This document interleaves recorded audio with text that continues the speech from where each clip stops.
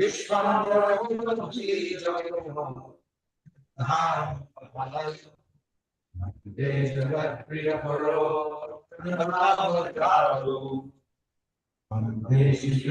Chaitanya, Nityananda Sodito, Odadare Pushpam, Chitrasandham, Vandeham Sri Ram Krishna, Hare Krishna, Sukartam Paramaham, Indra Sivaya, Hare Krishna, Sindhu, Dinabandhu, Jagapati, Goresha, Gopika, Anta, Namaste, Apakansana Goparangi, Radhe Vrindavaneshwari, Vishwabhalu Sujayani, Namami Hare Hare.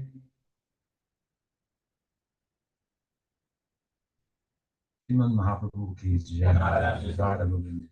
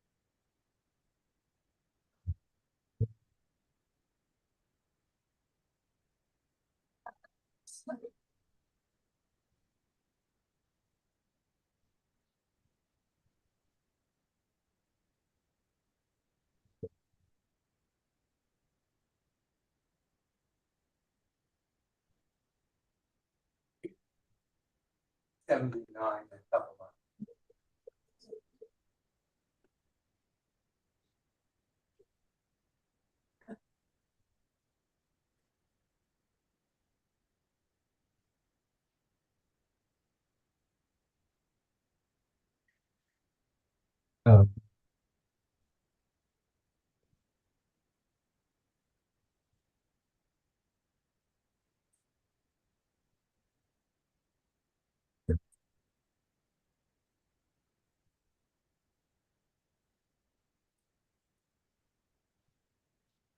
First lesson.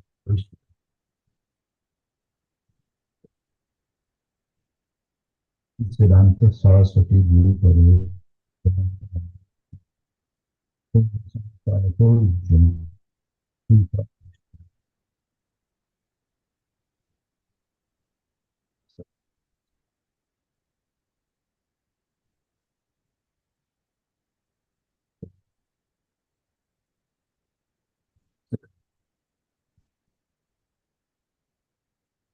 Each verse highlights a particular time and circumstances in Prabhupada's life that covers his life from birth when he was inspired.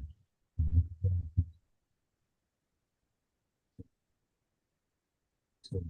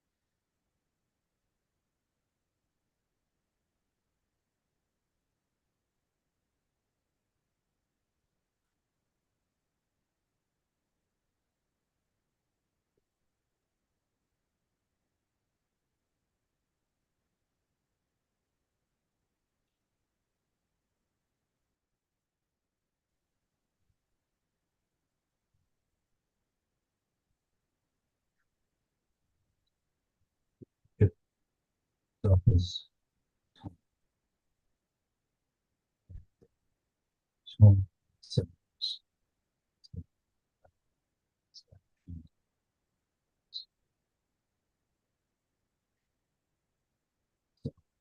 Six.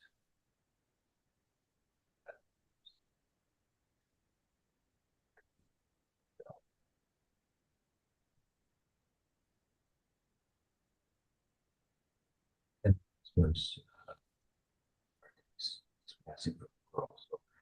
Then comes the second verse, and just for those who weren't with us previous night, the first verse describes his his birth in the Saptagram community, a very prominent community in a time of Chaitanya Mahaprabhu that was converted from a nominal kind of in-name orientation to Vaishnavism to real vital, spiritually vital Vaishnavism at the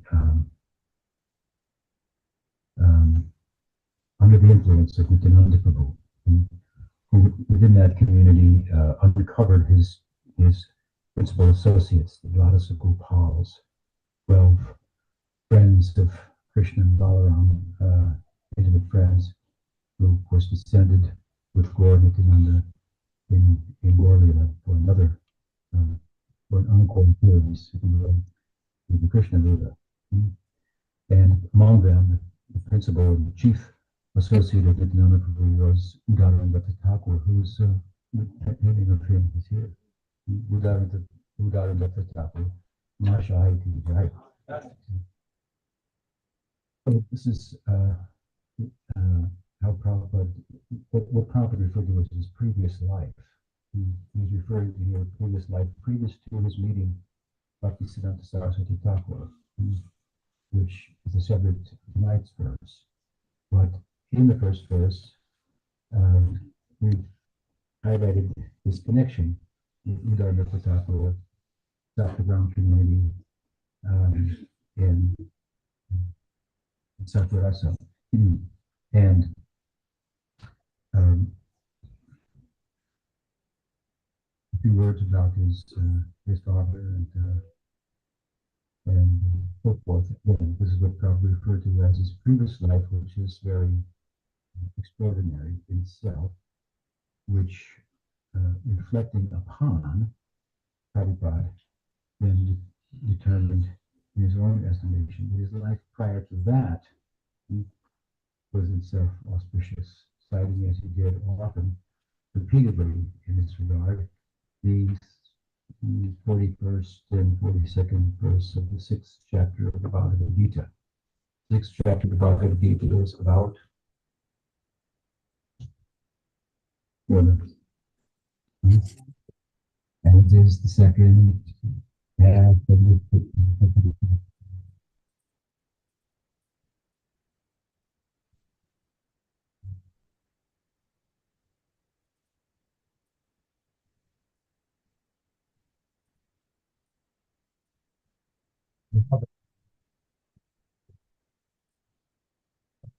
yes, yes.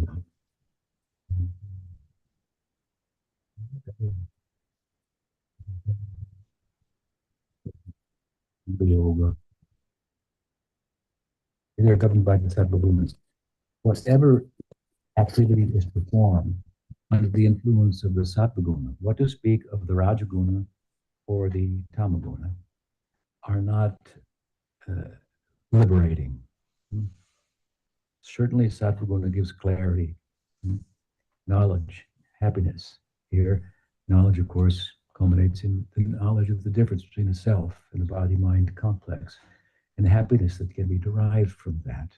You can say some glimpse into the Swarup Gyan of the Jiva, his nature being other than or the opposite of inert matter, a conscious being with an awareness that I am. I often say that in material life, we think I am this or I am that, but that can change, right? I can think I am a daughter, and then I can think I am a mother. that could come too, right? And I could think I'm American, and I could think of changing my citizenship. That's also possible, right? So this or that, I am this, I am that. These are very small things that don't endure. But in the midst of all of them, this and that I identify with or think that I am, what is retained is that, well, I am. Hmm. And that is very, very big compared to the smallness of I am this or I am that. Hmm. It's true that through the refined influence of Sattva Guna, we can get some clarity on this aspect of the self, but that is not the whole self by any stretch of the imagination. Hmm. I am this or I am that, that is an illusion. I am, that is real. I am a gopi, that is super real. That, in true, or gopa, that's maybe the case. So that we'll go into that a little bit, but the beginning then of his discourse on yoga, Bhagavan Sri Krishna in the second chapter of the Gita, middle of the second chapter, after he describes you're not the body, then he says, well, now how are you going to realize this? We call that a yoga. And he talks about different types of yoga. The Bhagavad Gita works like this. It speaks directly about bhakti, its efficacy, um, and the sublime nature of its maturity and so forth. And it speaks indirectly about it by speaking about another type of yoga or another type of pursuit, and it contrasts them. So this is what you find going on in the first 6 chapters, from the middle, I should say, of the second to the end of the sixth. His discourse, if we look carefully as I'm explaining to you, begins, he's actually speaking ultimately about Bhakti Yoga, and his last statement in the 6th chapter, when his discourse on yoga ends, he says, Yoginam api sarvesham madhyatenantaratmanam shradhavan bhajate yomam sami yuktatamo uttama. This is the yoga as a means of linking, yoking. Yukt uttama. Uttama means the best, most complete. Now, who can argue with this? That even in our ordinary material experience, that by which we come most comprehensively linked with another person is through love. There are other ways to be connected with people also. So bhakti is the yoga or the yuking of love, the best kind. So as he leads to that culmination of his discourse on yoga that corresponds with its the inception of his discourse, these verses come, 42, 41 of the 6th chapter. And Prabhupada, as I say, would refer to them with regard to his life prior to his previous life. His previous life being born in Saptakram, the father, the son of Gaur Mohan De, patron saint Udaranatta Thakur, who is family, and he would go annually to Udaranatta Thakur and pay homage to Udaranatta Thakur. How later in his life Prabhupada corresponded with the Mahant, overseeing the Udaranatta Thakur's Shripat residence and so forth, and expressed his desire to see that Udaranatta Thakur's place would flourish into forever, by way of offering to buy land that it could have enough to grow food grains for it. He wanted to put 25 devotees there full time and so forth. So it was important to him. But this was his previous life. But his life prior to that, right? These verses in the Gita say what? That he would refer to, that if one practices yoga, bhakti yoga, it means here, but imperfectly, then what will be the result? Why do these verses come? Because Arjuna is asking, Krishna, you've been talking about yoga, and it sounds great, but it doesn't sound easy. He said it's like trying to, if I was to put it in a phrase, like trying to capture the wind, because the center of yoga is one-mindedness, right? what Krishna had said earlier, Bhoga Aishvarya Prasaktanam. Bhoga, you know what Bhoga means? Bhoga Aishvarya, enjoyment, opulence, the world. It's inviting, so it seems, right? It's like into the mouth of an Agasura, right? We swallowed up by it. Bhogaishvarya prasaktanam te aprita chetasam. Vyavasayatmika buddhi samadhu na viyate.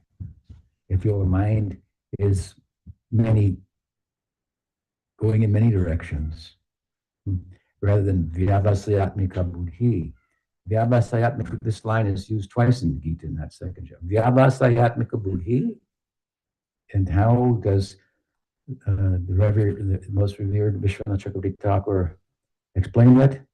What does he say? Vyavasayatmika buddhi means intelligence that is just one, centered, focused. How does Vishwanath Chakravarti Thakur define that verse? He defines it with a verse of his own. And I'm going to start to say it, and as you hear it, you'll remember it. Say it with me. What does Vyavasayatmika buddhi mean? It means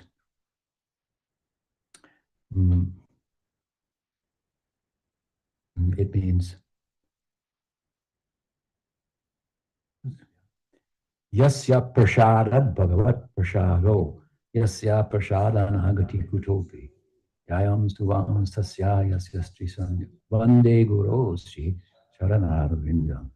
There is no manifestation of the Godhead in our life that is more prominent and custom tuned to our own life and our own progress than Sri Guru, right?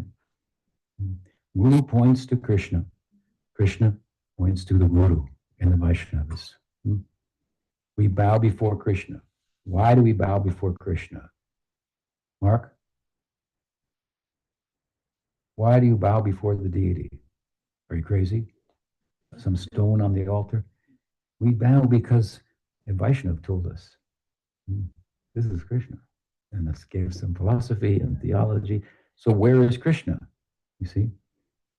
He's in the heart of the Vaishnav. And in that form, Krishna has come to us more so than in any other form. This is the verdict, vision, the insight of the great Vishwanath Chakravarti Thakur. So here, this line comes against the second time it comes in that section. And he said, Vyavasayatmika buddhi samadho navihita. If your mind is not fixed, and it is instead just pursuing the big and bright light of material existence, the corporate capture, if you're under the influence and thinking you're free, as all of your information about every detail, every chromosome in your body is being put in a database to manipulate you, and you're thinking I'm free, then samadho na. There's no samadhi. You cannot go beyond the mind. Samadho na. So Arjuna says, yeah, but samadhi is not easy. It's not easy to get all those things out of one's head. And I'm afraid that I might not be successful on the path. It's much more of a challenge than the religious life. Religious life, I differentiate here from spiritual life. Social religious life, have a community to do, and say the right things when you're supposed to say them, and so forth. Collect a bunch of dogma and incorporate religion into your life as a part of your life. It's like there's a piece that's missing. If I could only just fill that one piece, then okay, I've got it. All the answers. Something is going to give people who search all the answers. They're not all there usually, but some philosophy, some ideal, and so forth. So there are many attempts to answer all the questions, and they will appeal to different people. we find that Gaudiya Vaishnavism appeals to us, and we can reason well about it, why it answers all the questions and how it does, and so on and so forth. Of course, however you try to do that, and however comprehensively you can, and we think that we do a pretty good job, we also know that what we are, the reality that we're pursuing, cannot be captured in words. It cannot be captured in thoughts. Hmm? But it can be expressed in words and thoughts by persons who have some experience of that which transcends them. And those words and those thoughts, they do have some power. They can be, they have the powers to compel us, mm, to function and to engage ourselves in such a way in connection with the trans-rational methodology that they suggest, like Krishna Sankirtan, chanting the holy name. This is not a rational exercise. Neither is it an irrational exercise. Hmm? It's a transrational exercise, right? Hmm. We will capture the mind, and from it, kirtana prabhavi, smarana swabhavi. Hmm? From it, the power of kirtan, smaranam will come, samadhi will come, meditation will come. Hmm? And then you will find in the depths of the Nam are the Rupa, the Guna, the Lila, the Parikar, the qualities, the form, the pastimes and associates of Krishna, who's not different from his name. And you will find yourself in another dimension. Altogether, Nam Chintamani, Chaitanya Rasa Vigraha. Vinatvam Namanamino. So Arjuna is thinking, well, of course, now Krishna is talking about bhakti, but in a little bit of an abstract way through these several chapters. When he settles at the end of the 6th chapter with, so this is the best kind of yoga, bhakti, got it? And he's going to pacify Arjuna's questions, concerns, his fears, his doubts. But after he does that, he goes into the 7th chapter, 8th, 9th, 10th, 11th, 12th. What is the subject there? He is the subject.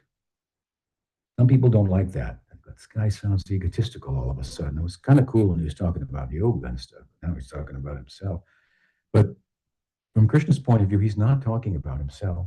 He's talking about bhakti. And bhakti has an object of love, and it just happens to be him. So he's going to talk about bhakti. He has to talk about the perfect object of bhakti, himself, right? All things rest in me as pearls strung upon a thread, and so forth. These kind of statements. Everything comes from me. Krishna's tu Bhagavan Swami saying there in 10th chapter of the Gita and so forth. But Arjuna has not heard the full idea. He's heard a little bit. He heard Bhaktosi me sakachiti rahasyahi etutamam in the 4th chapter. I'm going to tell you about this. Again, Krishna's hinting about bhakti. I'm going to tell you this secret because you are my friend. Bhaktosi me sakha, and my devotee. Therefore, the rahasya, the secret, you're a worthy person for me to share it with, right? Confidence. So still, he hasn't come out fully with bhakti, as Arjuna has a little bit of a question as to his ability to pursue this yoga. The more you separate from bhakti, the harder it seems to get. If I say, go sit down under the oak tree and chant Hare Krishna, that's it. That is it, but that's not so easy to do. How will you control your mind? If I say to you instead, here, read this book, now try to explain it to somebody else. Well, that's pretty difficult too, but at least it will engage your mind, right? Capture your mind. This is the idea of Bhaktisiddhanta Saraswati Thakur, who's the subject largely of tonight's verse, right? Prabhupada's guru. But before we get to that, just to finish this reflection on the previous verse, we spoke about it to some extent last night. Arjuna's question, how can I perform this yoga? Krishna says, don't you worry about that. Arjuna's thinking, I will forego the varnashram, and then if I do that, I'll be culpable and I'll get all kinds of bad karma, and what will become of me? Hmm? If I give it up to practice the yoga, but I'm not successful in yoga, then what will my position be? At least I've got some position here in the varnashram. Really? You do? Hmm? This would be our reply. It's all here today, but it is gone tomorrow. Hmm? Just slip right through your hands. Hmm? You married a Prince Charming and he turned into a couch potato. Oh my God. Right? It doesn't only happen in dreams. This is a dream. Hmm? This is a dream.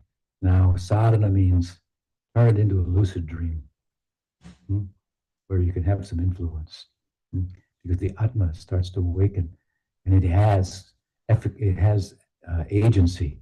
It has agency. It's a doer. It has an effect on the world. Not when it's asleep, other than just the fact that it lights up the world, but then it becomes enamored by the world and the lights that it has turned on. Just like someone I've often given the example, turns on the television, and then you have to pull him away from the television and say, you have a life independent of this, but without him turning it on, there would be no show to begin with, right? So the more we apply ourselves in sadhana, the more the self comes out, and it's wonderful. It's wonderful.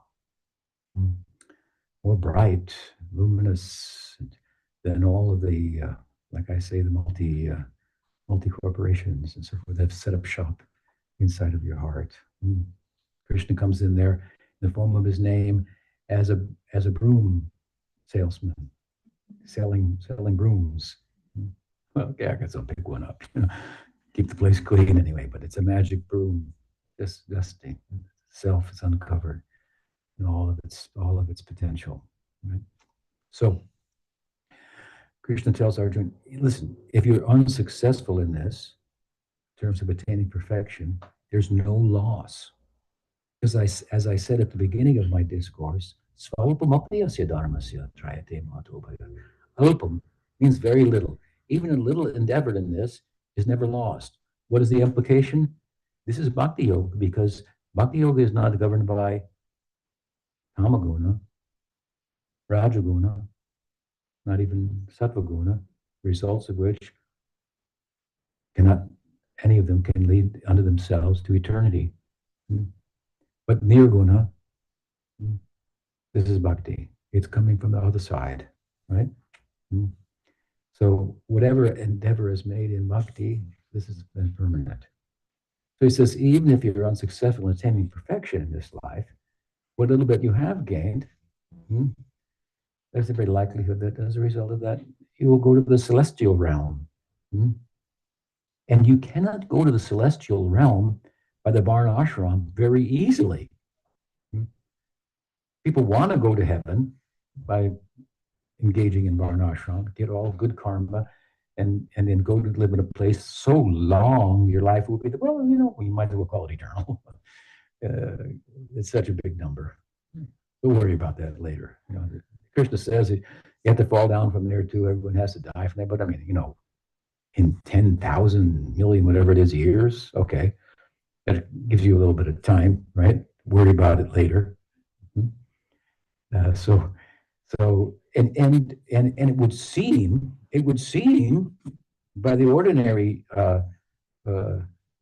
or by the prominent one of the more prominent influences in Vedanta, Advaita Vedanta, that had a grip on Bharat, still does to some extent,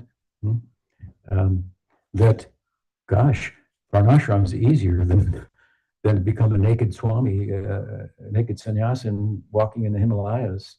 That's a little difficult. So it may lead to eternity, but I'll just have a family and, be a nice religious person, worship God. I'll give a rupee, and so forth, and perform the rituals, and I'll take heaven. Good enough for me. And Krishna says, well, it's not that easy to go to heaven. You have to be pretty good in the Varna ashram. But in my yoga, even if you're imperfect, you can go there. And when you go there, you've gone there by a different method. And so you're different than everybody else there. And therefore, when I come and perform my Prakat Leela, when I manifest in the world, then from there you will join me. So you can go from here to heaven to Krishna's Prakat Leela. Or you can, if you're more advanced, he says, then you'll take birth in this life in the Vaishnava family. And pick up where you left off. And Prabhupada said that such is my good fortune, that I was born in a Vaishnava family, and my guru also. This is how Prabhupada thought of his previous life previous to his previous life. Previous life he called my life as a member of the Saptagram community. That's not lost. Prabhupada's retaining that, and retain the name he got from that life also, Abhay Charan. Now he will be initiated by the great Bhaktisiddhanta Saraswati Thakur. So we come to this verse tonight. I hope we can get through it here after that introduction. Quite a bit here in this verse, so bear with me. I think what I'll do is I'll read a little bit, comment on it, and try to bring everybody well inside of the discussion. Sri Siddhanta Saraswati Guru Pade Gaurangavane Vatam.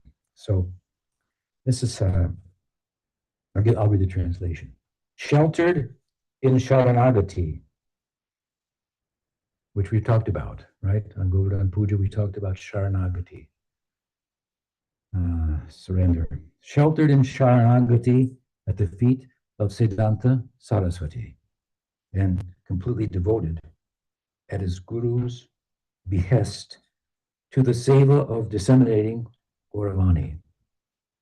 By the merciful glance of Nayanamani, his Sakya Bhava was enriched with Madhurya, manifesting his Narma Sakha Bhava Visheshana. I take refuge in Prabhupada, Savior, at this point, historically, to become his seva, my Ananda.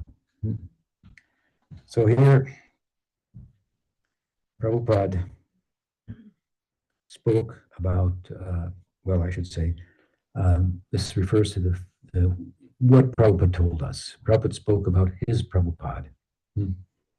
Once one of my godbrothers who was taking care of Prabhupada and traveling and unpacking his bags in Buffalo, New York, and putting his things here and there, he got a picture. Prabhupada carried the picture of Bhaktisiddhanta. So he picked it up and he didn't exactly know where to put it. And Prabhupada said, oh, put Prabhupada over there. And that's what he went. And then Prabhupada smiled and said, I have my Prabhupada too. So Prabhupada spoke about his Prabhupada and how he met Bhaktisiddhanta Saraswati Thakur, a meeting that served as the beginning of his transition from his former life, as he referred to it, into his life of devotion at the age of 26. Young man. Who's less than 26 of age here? Okay. All of us, Prabhupada said, you're all young boys and girls, all of us. 26 is too old to live in Vrindavan, in the Leela, right? So Prabhupada, I'll quote him now, he said this is during one of the celebrations in honor of Bhaktisiddhanta Saraswati Thakur for the Avirbhav appearance day of Bhaktisiddhanta. Prabhupada said in his class, in 1922, I was very much engaged in Congress activity. Congress is one of the principal political parties in India. I was very much a devout follower of Mahatma Gandhi. At that time, I was manager also of a very big chemical concern in Calcutta. One of my friends informed me that, oh, one saintly person has come, let us go and see. At that time, I was a young man and I did not care very much about the so-called saintly persons. Because in our house, my father used to receive so many sannyasis, but some of them were not up to the standard. Sound familiar? Okay, so Now, Prabhupada had the same experience, right? That was his justification for him foregoing the path, right? That he was born into, that his father encouraged him to participate in, giving him a mridanga, giving him a Ratha Yatra toy, Ratha Yatra card, praying that he would become a good servant of Radharani and so forth. Yeah. And he's Prabhupada said, and due to my association with college friends in younger days, I lost my faith practically, although I was born in a Vaishnava family. You know, candid he's becoming. Yeah, he is here. We spoke about this yesterday. But he continued, when this friend took me to Bhakti Siddhanta Saraswati Goswami Maharaj, he immediately asked me, Prabhupada asked him, you are an educated young boy. Why don't you take up Lord Chaitanya's message and preach it in the Western world? At that time, I argued with him. We are a dependent nation, and who is going to listen to our message? But he defeated my argument. He was a learned scholar, and I was a teeny boy. So I agreed, Prabhupada chuckles, that I was defeated. After finishing our visit with Bhakti Siddhanta Saraswati, I got the impression that here is a person who has taken Lord Chaitanya's message very seriously. Now it will be preached. Bhakti Siddhanta Saraswati Goswami Maharaj Ki Jai. So you can just imagine what is the power of Bhakti Siddhanta Saraswati Thakur. What Prabhupada is saying about himself. He was a devout follower of Gandhi, that he was captured by Gandhi's movement of Swaraj, self-rule. In 200 years, it culminated in 200 years, a little short of that at this time in the 1920s. 200 years of British rule. And some of you may think about the climate, in the United States politically. It's a little, disturbing and in many respects, and concern for many people. And some people feel the freedoms are being taken, limited, and we're so used to freedoms. So imagine 200 years of oppression from colonialism, from foreign country, and being treated as if you were, Gandhi said, we want the right to rule ourselves. That's Swaraj. We want to rule ourselves. And the British said, you are not fit to rule yourself. And Gandhi said, then we want to rule it incorrectly, but we want to rule. We want the freedom. We may not be up to your standard. He may be right, who knows, but it doesn't matter.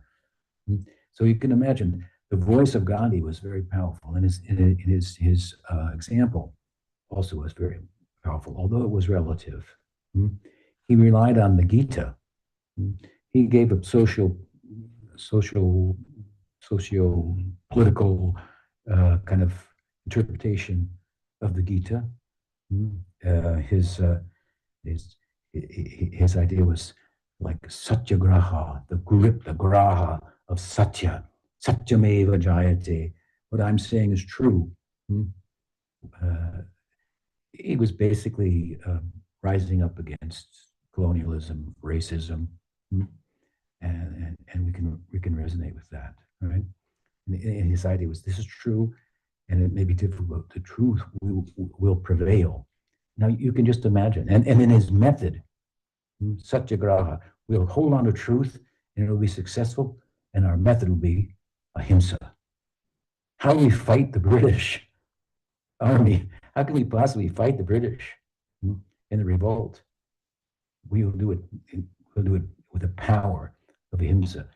This was like so captivating to every young man and woman, college educated, even from the British system, or the whole of India was swept up. You could just imagine how they were caught up with this idea.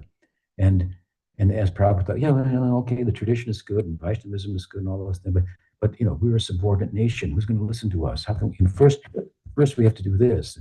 And Bhakti Siddhanta Saraswati Thakur, he turned his head around. one can imagine, I'll read a little bit, how powerful was the pull of Gandhi's sense of Swaraj, self-rule, on the young men and women of Bharat. As the subcontinent arose with the force of unified satyagraha, ahimsa, against 2 centuries of British rule, Gandhiji's insight was a political perspective on the Gita, drawing on traditional religious roots in an uprising against colonial rule.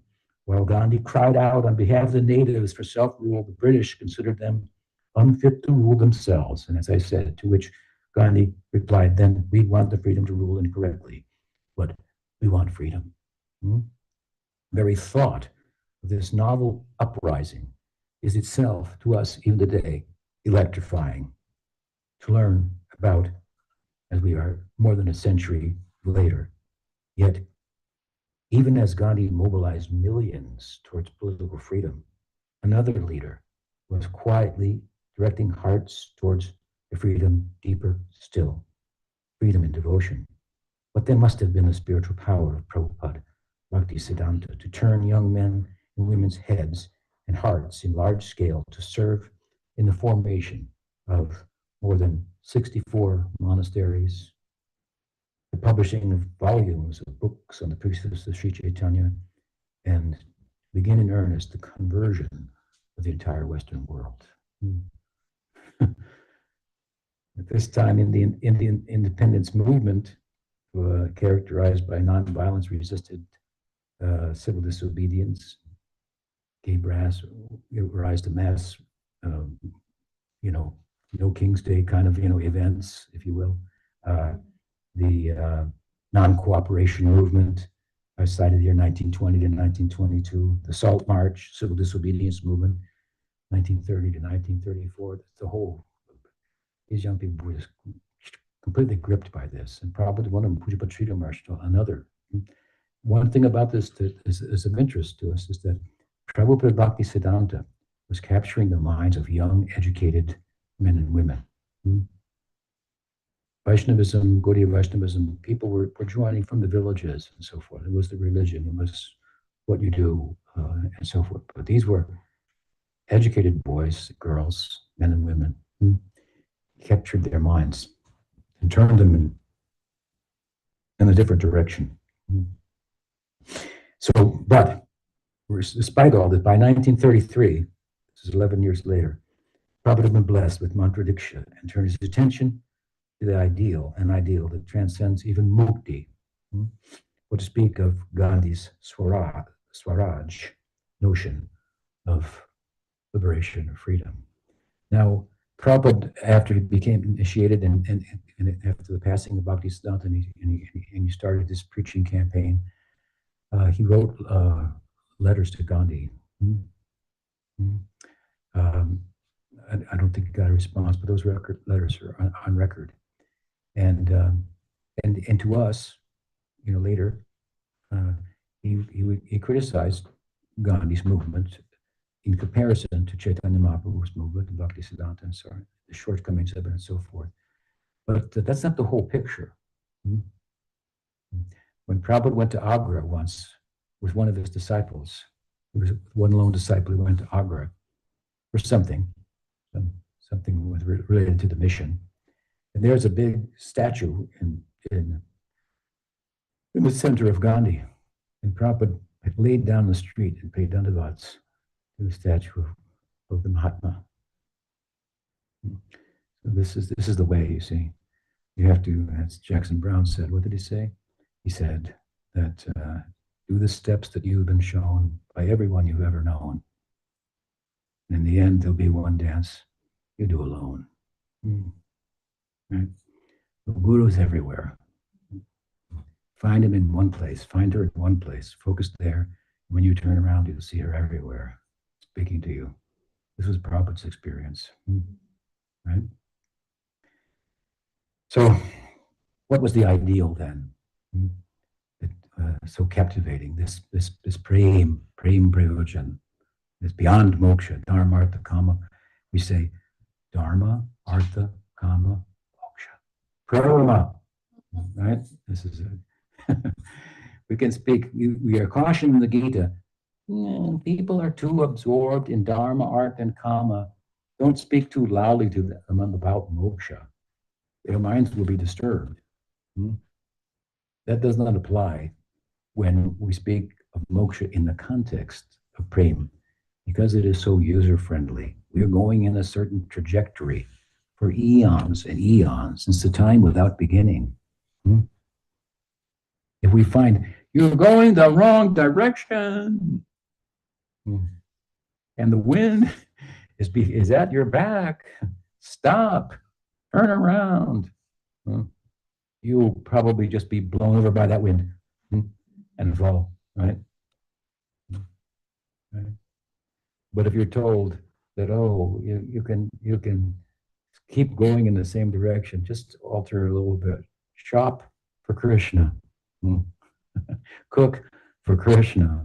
All the things that you're doing, right? The trajectory that you have under the influence of the mind and senses, products of karma. You can transform them, right? By making the object or connecting with the objects of the senses or the pleasure of Rishikesha, the master of the senses. So this is ideal, high ideal, and here it's mentioned in the text. I've used the word.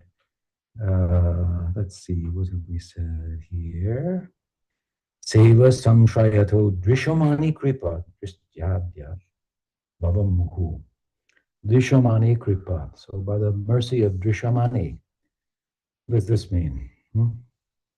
It means that within this ideal, Panchama Purushartha, the fifth goal of life, given by Chaitanya Mahaprabhu, this culminates in a particular form of Madhurya Rasa. In Bhakti Rasamrita Sindhu, Rupa Goswami refers to this particular form of Madhurya Rasa as Tadbhav Icha, as opposed to Sambhog Icha. He singles out two principal types of Madhurya Rasa. One, Sambhog Icha, means to serve directly the romantic feelings of Krishna. And Tadbhavecha means to serve the romantic feelings of one of Krishna's heroines, rather than to be one of his heroines. These are the two types. And the principal heroine is Shri Radha. So this is the focus within Gaudiya Vaishnavism. Vishwanath Chakravarti Thakur, in his commentary, says, this one, Tadbhavecha, this is the original, the mukhya, the fullest, the best. He says, Iyam purvata shrestha mukhya kamanuga jnaya. Among the type of kamanuga or Madhurya Rasa, this one is original, primary, and foremost. And it involves, as I said, subjugating one's own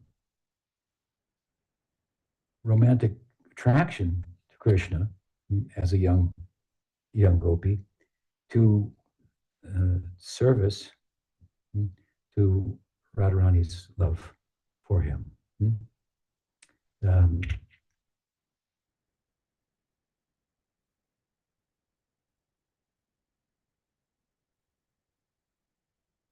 This is referred to also by other terms. I believe Jiva Goswami, what term does he use? He says, Tad anumodanam. Anumodam means sympathetic. So let's give an example of this, right? We'll give it the two prominent examples for us. We know that you've heard of Manjari Bhav. Manjari Bhav is another kind of a poetic way of speaking about this. The idea is that if you water a vine at the root, then the blossoms will be nourished also. So the manjaris will be nourished by watering the root. not by pouring water on themselves. So if I, no one can, this is the math of it, okay? This is the math. No one can please Krishna better than Radharani. So why don't I assist Radharani in meeting with Krishna? That certainly Krishna would be most pleased with me, right? This is the math of that.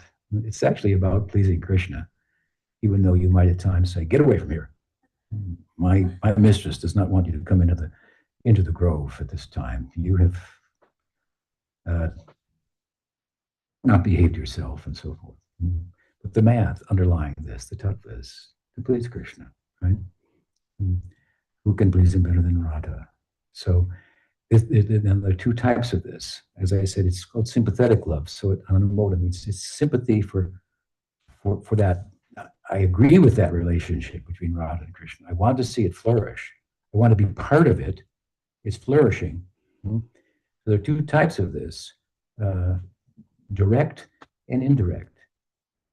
It's direct when it is a form of Madhurya Rasa itself, and it's indirect when it appears in another rasa, like in Krishna's intimate friends, like Subal, Ujjwal, Subha, Subahu, and so forth. These are called Narmasakas. Their Sakyabhav is influenced by Madhurya.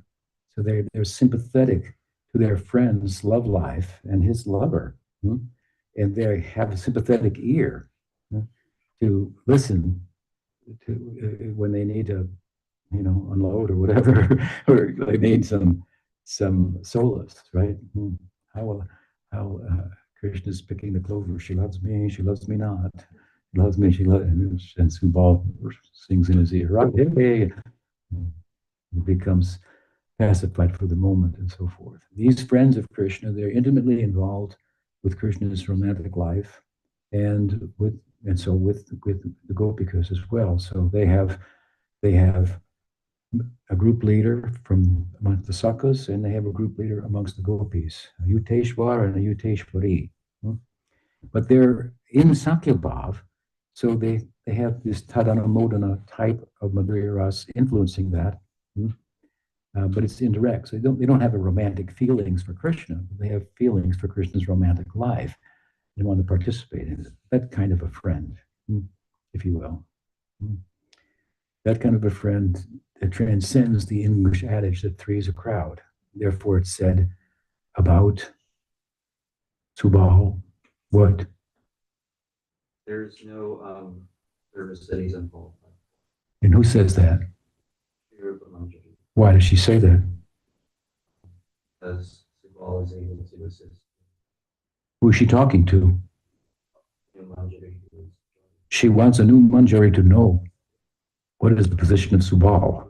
That's important. Participate in. She wants to awaken love for Subal in a new Manjari who just arrived in the Prakat Leela, right? And she says, you should know this. There's no seva that he's unqualified, is not qualified for. Seva Vido. So these, of course, are the prominent influences that we find in the Gaudiya Sampradaya. We went back to Saptagram last night, and we talked about it this morning. This whole village converted by Nityananda Prabhu. All these Sakyaras lineages were formed at the beginning of Gaudiya Vaishnavism. Then a wave of Madhurya Rasa came with the Goswami's books and so forth. And in 1965, another wave of Sakya Rasa came in the form of Prabhupada's dispensation, arguably. And there's some books written about that also, worth reading the supporting evidence. So this high ideal, how we're getting to this ideal because this is the ideal that captivated Prabhupada and took him away from Gandhi's movement, ultimately, right? And the task of translating it is to disseminate it to common people and so forth, and share the good tidings, as Nityananda Prabhu did himself, right? Widely. Prabhupada was called, he felt, to do so. Now, we've segued into this in some detail because in the verse we've described that in his connection through Diksha, Prabhupada's connection with Bhaktisiddhanta Saraswati Thakur, he came from a Sankiras background. Now he's connecting with the Guru, who is in Madhurya Rasa. Dushamani means Nayamani. Dushamani means like the jewel of the eyes. Dushamani. Nayanamani means the same thing. This is the Manjari name of Bhaktisiddhanta Saraswati Thakur. Now, how do we know that? Well, this is how we know. In a letter to his disciple, Kunjabihari Das, Bhaktisiddhanta Prabhupada wrote cryptically about his inner spiritual life, identifying it as the above, what we've just talked about, preferred form of Madhurya Rasa. He himself was in many ways introverted, while Kunjabihari Das was an extrovert and served as a manager to all the Thakur's preaching efforts. In Kunjabihari's absence, he left the service of Bhaktisiddhanta for a short time. Bhaktisiddhanta wrote to him, imploring him to return, and he did so with allusions to both his and his disciples' inner life. Pujapad B.R. Sridhar Dev Goswami comments on this letter thus: our Guru Maharaj was a sannyasi and not very inclined to meet many persons for preaching purposes, etc. He had a secretive nature, so he felt disturbed by the absence of Kunjabihari Das, and he who would interact with the public and manage things and organize and so on and so forth. And he expressed something about his internal relationship in a letter to him that was later published. There we find that Prabhupada identified himself as Nayana Mani Manjari. Quote, I'm a young girl, Nayana Mani Manjari is my name, and Rishabhanu Nandini Radharani likes me very much and always tries to keep me in her vision. I am the jewel of her eyes, she says. Nayana Mani. I am not very expert in discharging my duties, but Bimala Manjari can help me to do my quota of service given by Radharani. But at present, that Bimala Manjari has become apathetic towards Radharani and left me. So I'm not able to discharge my little quota of duty as Radharani expects of me. So he envisioned Tirtha Maharaj, who later became Tirtha Maharaj, Kunjabihari, as Bimala Manjari and himself as Nayana Mani. Here Bhaktisiddhanta Vrishabhanu Devi Daitya Das, his initiated name, writes of his service within his preaching mission as service given to him by Radharani, and he identifies himself as Nayana Mani Manjari, the jewel-like blossom of the eyes of Radharani. In doing so, he compels Kunjabihari Das to return to his seva in the mission, referring to him as Bimala Manjari. For when Bimala Manjari becomes apathetic and departs, Nayana Mani Manjari feels some lacking in her ability to discharge the duties of Radharani. In this way, his outer preaching and inner service converged. Gaudiya Math itself being an extension of Nayana Mani Manjari's service to Srimati Radharani. Sri Bhaktisiddhanta Saraswati Thakur ki jai. But if I may continue, aside from this letter, Saraswati Thakur, he was characteristically rather tight-lipped about his internal identity. But you can imagine how the disciples jumped on this. Oh, this should be published, and this should be shared around. But then if you speak further comments, he's not saying anything, Bhaktisiddhanta Saraswati Thakur. But of course, he was less so tight-lipped, that is, with regard to Radhadasyam, another way of describing this Manjari Bhav and this ideal, and championing it, if you will, as the pinnacle of religious and spiritual attainment. And that said, in this way, he was different from many other sadhus of the time who weren't doing any kind of world preaching. They did not have the power to do that, but they appeared much more preoccupied with inner life. It's questionable how they could be, to the extent to which they were actually preoccupied with inner life. That they had it was not showing itself in the form of compassion and in a form of concern for the state of affairs of Chaitanya Vaishnavism, which was not at its peak. Its vitality over time, as Krishna says in the Gita, over time, sometimes the vitality of my mission becomes diminished. Then I have to reinvest in it. Evam parampara praptam minam raja shayovidu sakalena mahata yoganashta parantapa. So, of course, we understand, and with good reason, that Bhakti Vinod Thakur was such an investment on the part of Krishna into Gaudiya Vaishnavism to inject life and vitality in it. And we are all here because of that. Right? What would have just been probably a further diminishing of vitality and Gaudiya Vaishnavism falling into obscurity. He took the modern world, which had come to his doorstep in Calcutta, and put successfully Gaudiya Vaishnavism on the stage with the other world religions, with now academics writing about it and so forth, and happy people all over the world being blessed by this dispensation. So he was he took this inner ideal as high as it is, so he had great regard for that. And what he taught his students was to focus on glorifying that ideal, 80% of which would involve describing what it is not. It's not this and it's not that, to distinguish it from other ideas. And within a little bit, 20% about what it is.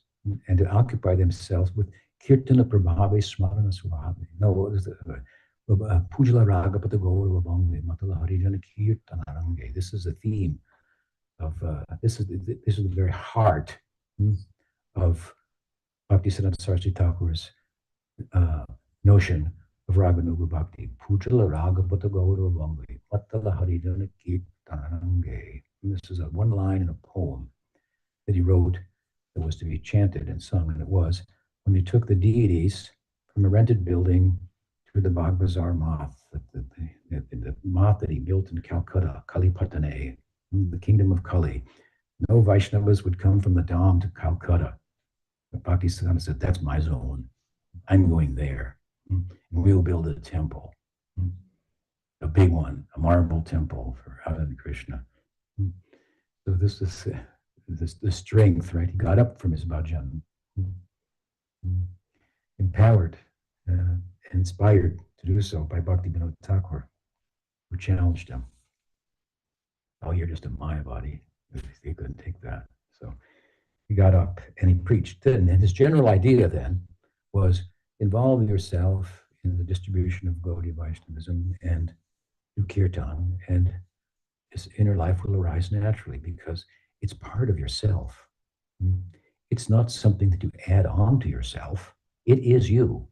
It's not that your ultimate identity involves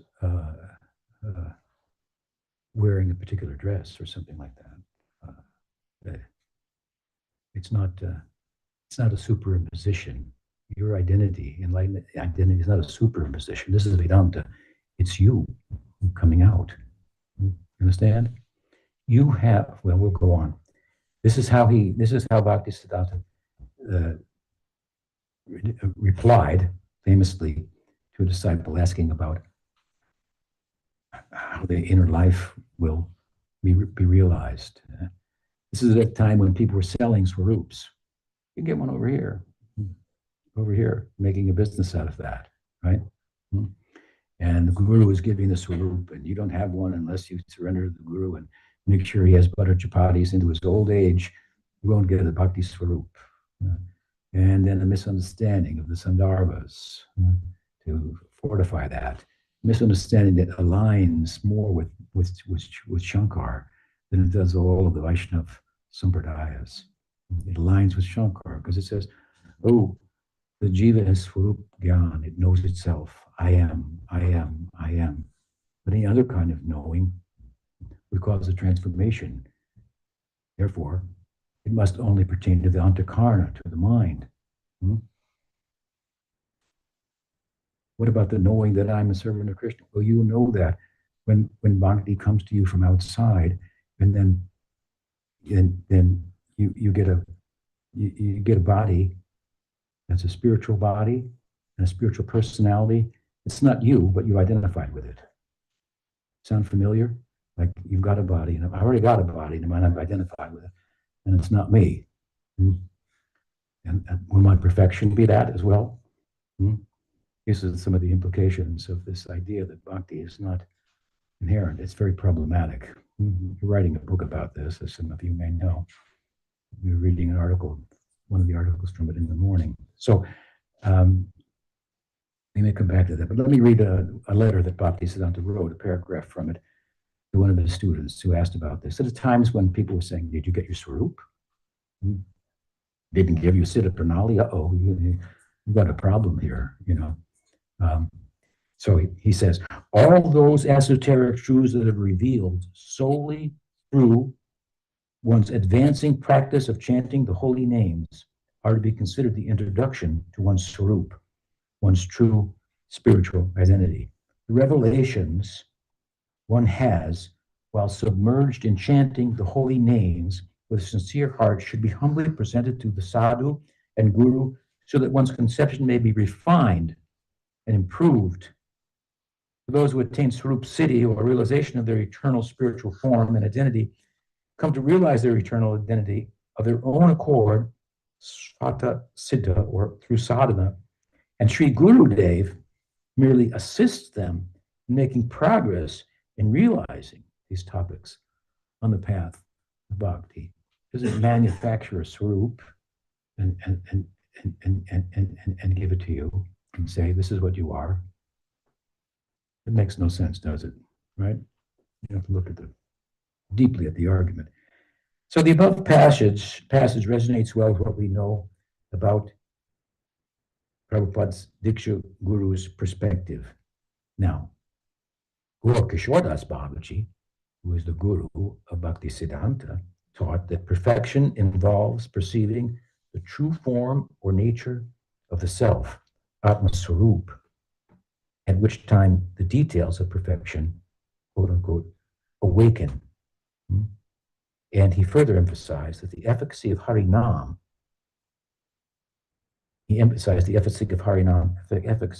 instructing his disciple that you will realize your Swarup in the syllables of the Hare Krishna Mahamantra.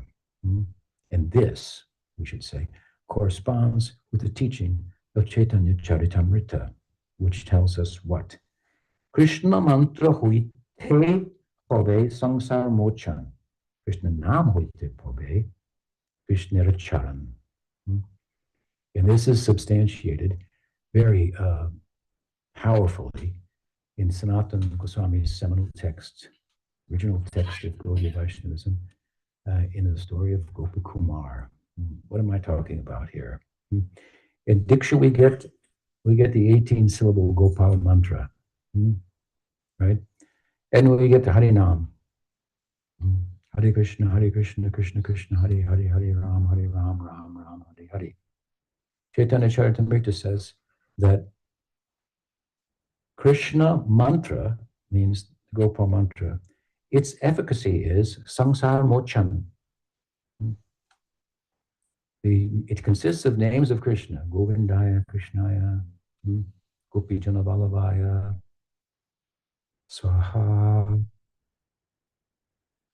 it's giving yourself to Krishna, to Govinda, to Gopi Janavallabha. This is Saranagati, surrender. I'm giving myself. This builds the stage, the dramatic stage of Sharanagati that the Leela will eventually be performed on in Bhava. And its efficacy, the mantra's efficacy, is reached when the stage is built. That means in Ruchi, Asakti, these final stages of sadhana bhakti before one enters into Bhava. But Chaitanya Charitamrita teaches further that while the efficacy of the Krishna mantra is sangsar mochan, sangsar means material existence, mochan means to be free from that. In our context, that means to attain bhava. The efficacy of Krishna Nam, on the other hand, is Krishna Charan, to attain the feet of Krishna. And what was Gopakumar taught? If you study Bhagavad Gita, you'll find Gopakumar received his mantra.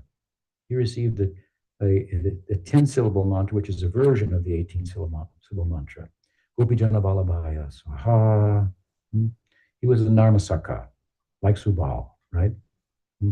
And everywhere he went, he liked it for a while, but then his mantra called him to proceed further. He even got the association of Narada and Uddhava, and they realized, he's a Gopa. That's what they realized. They didn't say, we're going to give you a Gopa body. He said, they realized, oh, you're from that place. Even we can't go there. Or we know something about it. We know how wonderful it is. There's no envy there. Everyone's fully satisfied in their own relationship. Still, they know, some of them, like Uddhava would know. He's been there. Narada knows. But they know it with reverence. Therefore, Uddhava going there, he said, oh, Shruti Bhebhim, this place is beyond the Shruti, beyond the Upanishads. If I could take birth as a blade of grass here, and the gopis would step on me, and the intensity of my dasya bhakti, combined as it is with Sakya, this is Uddhava's composition, it'll be intensified. He didn't want to become a gopi, but he wanted the same intensity in his own swarup that he saw in the gopis' love. So they saw, oh, they could understand. He's a gopa, just see. So Narad said, look, Uddhava knows more about this than me. Krishna sent him, to Braj to speak to the gopikas and all the Nanda, Yashoda Mai and so forth in his absence.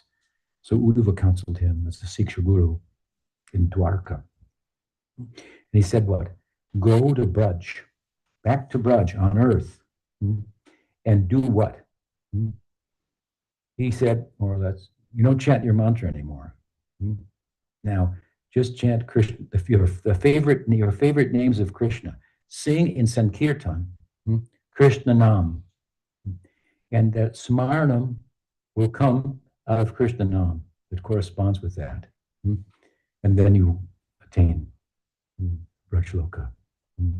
So the instruction of Gaur-Kishore Das Babaji Bhakti Siddhanta, you will find your swarup in the syllables of the Hare Krishna mantra is well supported, right? It's not for sale somewhere. It's your own wealth to come out, right, in due course by good guidance. So this then brings up, of course, the supporting evidence in a nice way. What is that? That Bhakti Siddhanta Saraswati Thakur, as we've already heard, he experienced himself in Manjari Bhav. But his disciple, and arguably most prominent one in many respects, our Prabhupada, he realized himself in Sakya Bhav. We see an example of this, of course, in the writing of Bhakti Vinod Thakur, in a prominent book of Bhakti Vinod, Jaiva Dharma. Two disciples approached the Guru after intense Bhagavad Shravan, hearing the Bhagavatam. And Gurudev asked them, so what do you think? How does it affect you? Jiva Goswami recounts the Prakat Leela in Gopal Champu beautifully. What the text says, he retells it And the whole purpose of the Bhagavatam, which differentiates it from other Puranas that tell the stories of Krishna, is it tells the stories in a particular way.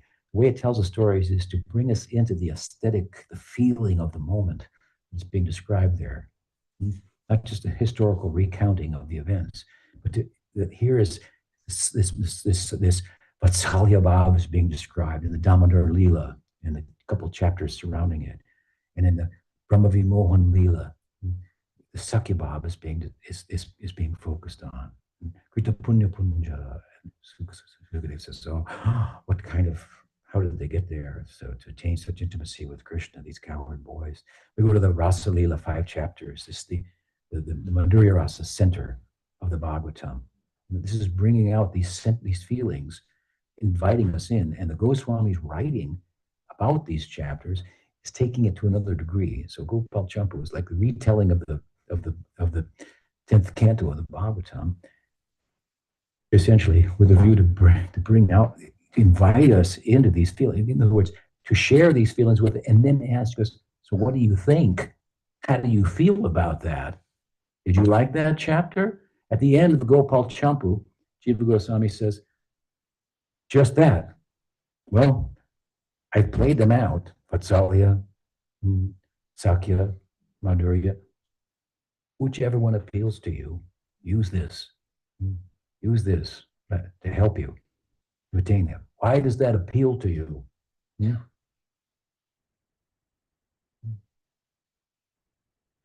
We call that, if two people have the same experience, but is it possible for two people to have the same experience but react to it differently? Very much so, right? Because two people are different. We know that materially speaking. Come from different backgrounds. Some of us are men, some of us are women. We have different psychologies and so on and so forth, right? So each Atma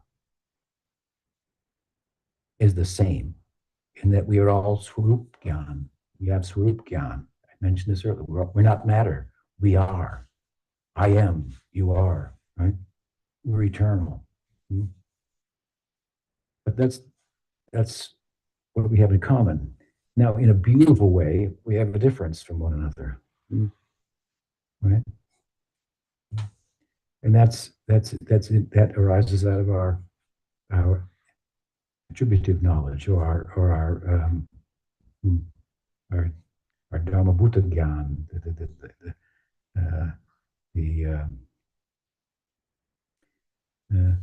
that by which we know other things.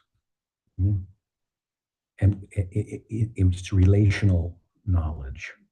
In Shankar's tradition, there are no other things. So he says that there's only Swarup Gyan. The Vaishnavas say no, the jiva has the power, Gyan Shakti, cognitive power, to know other things and to know itself in terms of its relation to Bhagwan. That is inherent. That's its swabhav. Each jiva has its own swabhav, its own inherent nature. It's not something that's given to you, it's inherent. And it's brought out. And that's why two devotees influenced by different rasas, by different association of reading different texts, they may respond differently. Some scars really arise not just because you pass by a devotee and the wind, blew his scent on you, and now you're going to become a manjar. But after deep practice, when we come to a festival, for example, it's possible. Oh, there's kirtan. Now there's prasadam. Now there's harikatha. Now there's, we're going to circumambulate Govardhan the whole day, and then I lost my mind. My mind stopped, and it was blissful. Wow. This is how you get some scars, deep impressions. But what impressions you get from that environment will depend on what you are, what your swabhav is, right? So some will get the impression for this ideal or that ideal, as Jiva Goswami has said. So it's possible and practical. It may be largely true. You could say that it's often the case that the guru and the disciple will have the same bhava, but we have a prominent example in our own lineage here, Prabhupada. Now that said, of course, these two, as we've already explained, are very compatible with one another, right? Krishna's intimate friends and Radharani's girlfriends. I mean, what can you say? Krishna has many, many friends, and he fell in love with all their sisters. So it's a pretty intimate group there, right? Sakya Bhav and Madhurya Rasa. And these are the prominent influences in Gaudiya Vaishnava, the windows through which the Sampradaya best facilitates our entering into the Paravyom, into the spiritual sky. And running out of batteries here, but well, let's see what happens, right? We're getting close to the end. So, so a few closing words. We've talked for some time.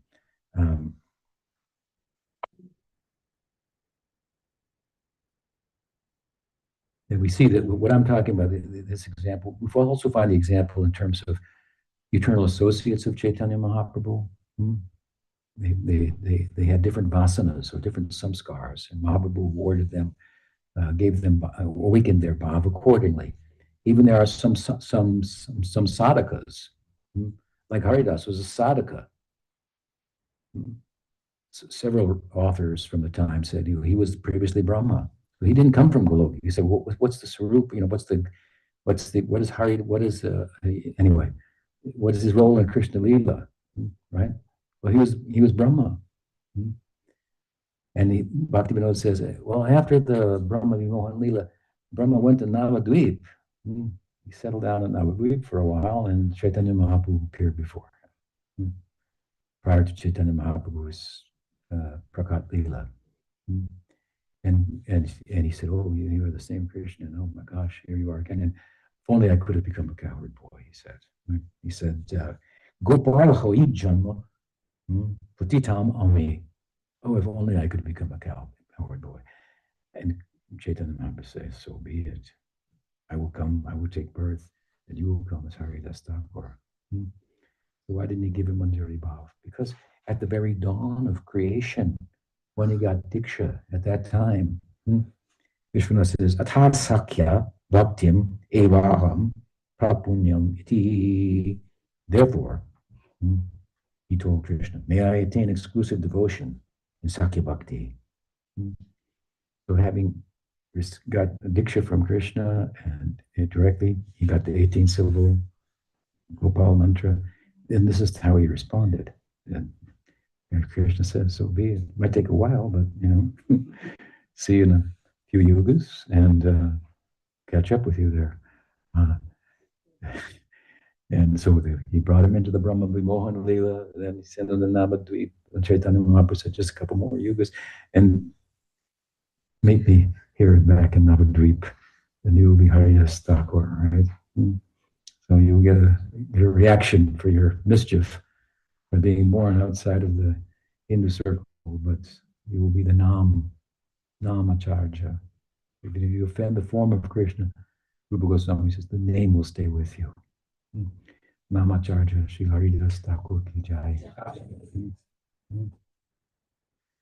So, the relevance of the above pertains to this verse's identification of Prabhupada with the different rasa from that of his guru. Prabhupada's affinity for Sakya rasa is well known. However, despite this difference, Prabhupada's inner ideal is one that corresponds with the prominence of Sakya rasa in a Saptagram family community, is highly compatible with Madhurya rasa, and is touched by Madhurya's preferred variety that we find in his guru, Bhaktisiddhanta Saraswati Thakur. As we've seen, Prabhupada's birth and former life are connected to Sakya rasa, which is suggestive of his previous life's practice and result in samskaras that lay partially dormant in this life and waiting for him to meet his guru, whose instructions he took to his life and soul, as his life and soul, and thus brought out the fullness of his Sakya Bhava and its influence of Madhurya. Prabhupada's service to Nayana Mani Manjari within Bhaktisiddhanta's mission was clearly Gauravani Prachar, speaking the words of Chaitanya Mahaprabhu. Indeed, his self-composed pranam mantra reads as a salutation to one who, in the service of Siddhanta Saraswati, propagates the message of Gauravani. Namaste Saraswati Devi Gauravani Pracharane Nirvishesha Sunyavadi Paschatchadesa Tarane. His seva in Sharanagati, this mentioned in the verse, further described ahead, is now a well-known and celebrated chapter in the unfolding history of the worldwide distribution of Sri Chaitanya's precepts. At the very least, this chapter depicts an extraordinary measure of Sharanagati, out of which bhava naturally manifests or arises. Prabhupada's Sharanagati and resultant empowerment are beautifully distilled in a pranam sloka composed by Srila B.S. Govinda Maharaj under the guiding hand of his guru, Srila B.R. Sridhardev Goswami. It goes like this. Guravagyam saras shirasi dutva shaktivesha swarupine Hare Krishniti mantrena paschatcha prachat tarane. Taking the order of his guru upon his head in such measure that he became divinely empowered, Shaktivesha Swarupine, he delivered both east and west by means of the very magic of the Hare Krishna Mahamantra. Prabhupada had asked Guru Maharaj, Sridhar Maharaj, to write a pranam mantra for him. So he was thinking about that, and Prabhupada took off all over the world and wrote his own. So many years later, after Prabhupada passed, Govinda Maharaj, Guru Maharaj's successor, Sridhar Maharaj's successor, he remembered that, Prabhupada, Swami Maharaj wanted Guru Maharaj to write a pranam mantra, so he asked Guru Maharaj's permission if he could write it and under Guru Maharaj's guidance. So he wrote this and 3 other slokas. We chant them in the morning, right? And he really liked this one, of course. It's very powerful. But what he liked about it is that Prabhupada's own mantra says he delivered the Western world, right? Paschatcha Desha Tarane. But here Govinda Maharaj says he delivered Paschatcha Prachatarane, the East and the West, both. He came back here and delivered all of us also. Made us feel proud of Gaudiya Vaishnavism, that the whole world is taking it up. This has been fulfilled. Chaitanya Mahaprabhu's prediction through the preaching of Swami Maharaj, Srila Prabhupada. Regarding this mantra, which in his own words, he initially the Maha Mantra distributed, the Maha Mantra, that is, Prabhupada distributed in his own words as an experiment with the intention of observing, Prabhupada said, I've given this out as an experiment, and whatever the results are, I'm going to follow that. That's how he led his movement. So he gave the Hare Krishna mantra, devotees chanted, and they said, we should have a temple in San Francisco. Or was it, I guess so. Krishna must want a temple in San Francisco. Here we go, right? And that's how he ran his movement. And he said, this is the nice part here, he said, with the intention he did of observing the effects of the mantra on his disciples and following their lead. He sometimes reflected that its meaning, the meaning of the Hare Krishna Maha Mantra, with its names in the vocative case, was nothing other than, oh my friend, oh my friend. Prabhupada said, this is the translation of the Hare Krishna mantra. Oh my friend, oh my friend. We published a small book called Oh My Friend, oh my friend. It speaks, it details all the things that Prabhupada said about his inner life. Very beautiful. Indeed, his very life of Guru Seva exemplifies the answer to the question that Sukadeva asks in astonishment as to what kind of deeds Kritapunya Punja, Krishna's friends, performed to have attained such intimacy with them in spiritual ecstasy. This comes in the 12th chapter in the Brahma Vimohan Lila 11th verse. He describes the intimacy in so many beautiful poetic verses. Krishna playing with his friends, and then he holds his head. Sukadeva Goswami, he says, Itam satam brahma sukhanam pucha tasyam gatanam paradaivatena mayashritena naradarakena sakam vijaru krita punya punja. He says, oh my God. Mystics, they try to enter into the trance and they are successful. They know him as Brahman. What kind of austerities they perform to attain this. Others know him as Paradevata, Narayana, and they worship him like this with such reverence. And here he is appearing like an ordinary boy and dealing with these other boys as equals. My head is spinning, he said. What kind of pious activities do they perform for how many lifetimes in how many sacred places throughout the world? This is his question. And the answer is, look at the life of A.C. Bhaktivedanta Swami Prabhupada. Ujjala Raga Putra Gaurav Bange Matala Harijan Kirtan Narange. He took the Rag Marg idea of Bhaktisiddhanta Saraswati Thakur, right? He says, Pujala Raga Putra Gaurav Bange Matala Harijan Kirtan.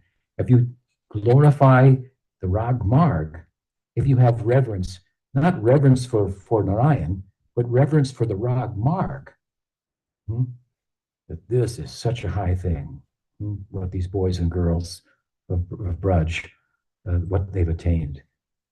Such a high thing. We pay obeisance to that. We honor that.